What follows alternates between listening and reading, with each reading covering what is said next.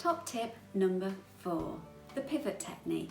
This is where we simply pivot our attention to a better feeling thought.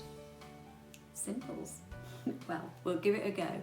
So basically what we want to do first is obviously acknowledge the feelings, just as we talked about in top tip number 3. Once we have validated those feelings, we've acknowledged the difficulty that we are experiencing now, we then want to pivot to our next best feeling thought. That's really important. We don't want to grow muscles basically around the difficult emotion or the difficult feeling or the difficult experience. We want to pivot it, okay? So in order to do this, what I've started to practice is something called creating mantras. I've started creating my own gratitude journal pages. I've started to focus on what I can control rather than what I can't. I've also started to look at video clips and things that make me laugh.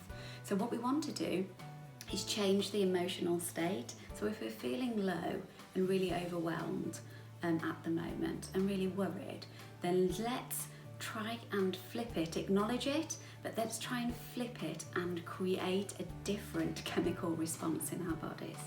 Exercise can help us to do this because that counteracts cortisol, the stress hormone that's bubbling up at the moment, and we really want to increase endorphins. So what makes you happy? What makes you feel good? Okay?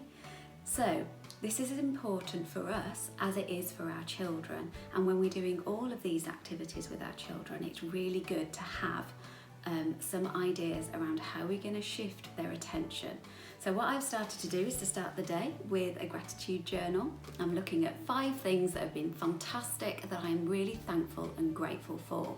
Do you know, it's impossible to feel grateful, to feel thankful, to feel happy at the same time as feeling worried, angry or frustrated.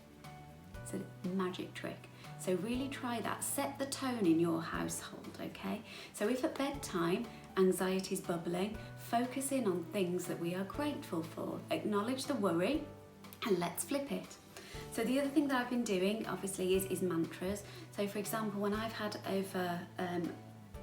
when I've been feeling really worried and I want to basically counteract that and draw my attention to now. So at this precise moment, in this moment, I am safe. In this moment, I have enough money in the bank. In this moment, I still have a business, okay? So I want to really focus in on those things that I can control and that are momentarily okay now. Does that make sense? Hopefully that will help you.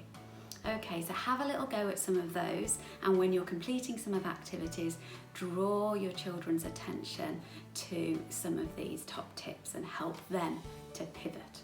Okay, thanks for listening everybody. See you soon. Bye.